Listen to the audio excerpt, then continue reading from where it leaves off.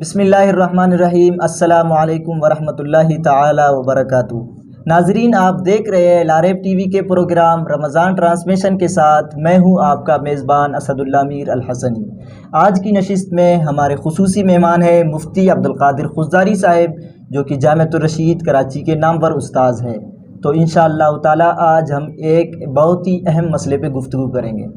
مفتی صاحب السلام علیکم ورحمۃ اللہ۔ جی وعلیکم السلام ورحمۃ مفتی صاحب، امید ہے مزاج گرامی بخیر ہوئی۔ جی الحمدللہ۔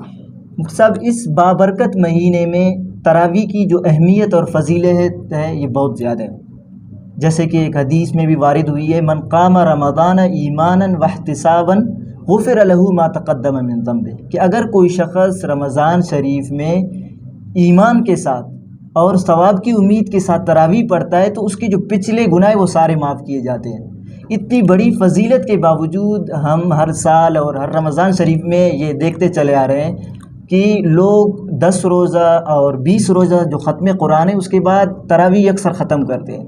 تو آپ یہ وضاحت فرمائیے کہ یہ جو تراویح ہے کیا یہ ختم قرآن تک ہے یا مکمل مہینہ ہے؟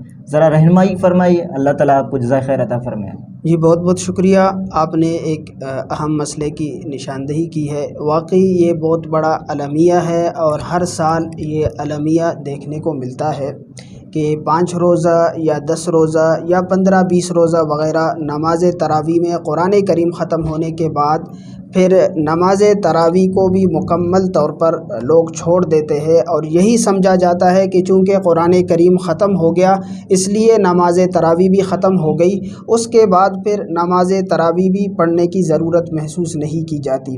مساجد ویران ہو جاتی ہے اور تراویح کی جو رونق ہوتی ہے پہلے سے ہو رہی تھی، اب وہ رونق بھی ختم ہو جاتی ہے۔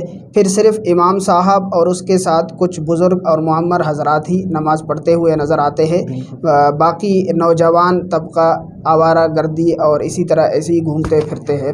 تو آپ نے واقعی ایک اہم مسئلے کی طرف نشاندہی کی ہے۔ اس مسئلے کو سمجھنے کی اشد ضرورت ہے کہ رمضان شریف کی راتوں میں نماز تراویح ایک الگ اور مستقل عبادت ہے، اور اس تراویح کی نماز میں قرآن کریم کا ختم نکالنا یہ ایک الگ اور مستقل عبادت اور مستقل سنت ہے۔ اس لیے ایک سنت ختم ہونے کی وجہ سے دوسری سنت ختم نہیں ہوتی۔ اگر 15 روزہ یا 10 روزہ یا 20 روزہ نماز تراویح میں قرآن کریم ختم ہو گیا تو اس کا مطلب ہرگز یہ نہیں کہ اب نماز تراویح بھی ختم ہو گئی، بلکہ نماز تراویح یہ عید کا چاند نظر آنے تک حسب معمول جاری و ساری رکھنا اس کو ضروری ہے۔